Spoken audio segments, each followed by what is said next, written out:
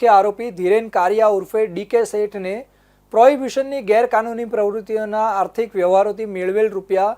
₹50 લાખ ગુજસી કોર્ટના ગુના હેઠળ કબજે કર્યા હતા। જૂનાગઢ રેન્જના પોલીસ મહાનિરીક્ષકની સૂચના તેમજ પોલીસ અધિક્ષક સૂચના તથા માર્ગદર્શન હેઠળ જિલ્લામાં ચાલતી ગેરકાયદેસર અસામાજિક ઇસમો દ્વારા કરવામાં આવતી અસામાજિક પ્રવૃત્તિઓ અટકાવવા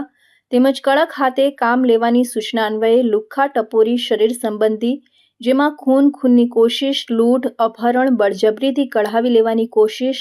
તેમજ પ્રોહિબિશન જેવા ગુનાહોમાં અવારનવાર સંડોવાયેલા હિટલિસ્ટ ગુનેગારોની યાદી તૈયાર કરાવી ગેરકાયદેસર પ્રવૃત્તિ સાથે સંકળાયેલા ઇસમોની ગુનાહિત ઇતિહાસ તપાસી આવા ઇસમો વિરુદ્ધ કડકમાં કડક કાર્યવાહી કરવા સૂચના થઈ આવી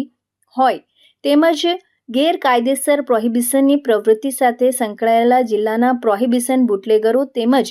ગુજસી ટોક જેવા આક્રમક પગલાં લેવા સૂચના તેમજ ગુજરાત રાજ્યના ટોપ 25 લિસ્ટેડ બુટલેગરો પૈકીનો લિસ્ટેડ બુટલેગર ધીરેન ઉર્ફે ડીકે શેઠ અમૃતલાલ કારિયાની સંગઠિત ટોળકી વિરુદ્ધ જૂનાગઢ શહેર સી ડિવિઝન પોલીસ સ્ટેશનમાં ગુનો રજીસ્ટર કરવામાં આવ્યો હતો તેમજ અગાઉ કુલ 5 ઇસમોની અટક કરવામાં આવી હતી। હાલ નાસ્તા ફરતા રહેલા આરોપી પૈકી મુખ્ય આરોપી ધીરેન અમૃતલાલ કારિયાની તપાસ દરમિયાન જણાઈ આવ્યું હતું કે આરકે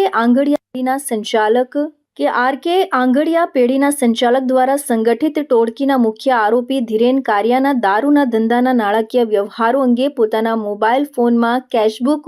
એપ્લિકેશનમાં વ્યવહારોની નોંધ કરવામાં આવી હતી, જેમાં તારીખ 1/4/2025 થી તારીખ 25/4/2028 સુધીના ધીરેન કારિયાના આર્થિક નાણાકીય વ્યવહારોની લેતી દેતીનું કુલ ટ્રાન્ઝેક્શન 92,10,150નું થયું હતું, જે વ્યવહારો મુખ્ય આરોપી ધીરેન કારિયાના પુત્ર પરમ ધીરેન કારિયા દ્વારા એપ્રિલ 2025 માસમાં કુલ 9 વખત નાણાકીય વ્યવહારો કરવામાં આવ્યા હોવાનું કેશબુક એપ્લિકેશનના રિપોર્ટમાં તેમજ રૂપિયાની ઉપાડ તથા જમા કરાવવા આવતા હોવાનું આંગડિયા પેઢીના સીસીટીવી ફૂટેજમાં જોવામાં આવ્યું હતું તેમજ ગેંગ વિરુદ્ધ ગુજસી ટોકનો ગુનો દાખલ થયો હતો, છતાં તે ગેંગને પોતાની ગુનાહિત પ્રવૃત્તિ સતત ચાલુ રાખી, જેમાં ગેંગ લીડર ધીરેન કારિયા સાથે ટેલિગ્રામ ચેનલથી સંપર્કમાં રહી તમામ નાણાકીય વ્યવહારો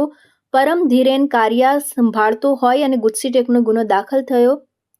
ગેંગને મદદગારી કરતો હોવાનું જણાઈ આવ્યું હતું। તેના વિરુદ્ધમાં પુરાવાને ધ્યાને લઈ ધોરણસરની કાર્યવાહી કરી અટક કરવામાં આવી હતી। અમરેલી જિલ્લાના બગસરા શહેરમાં ભીમ 11ના અવસરે મધુબાલા મનસુખલાલ કોટીચા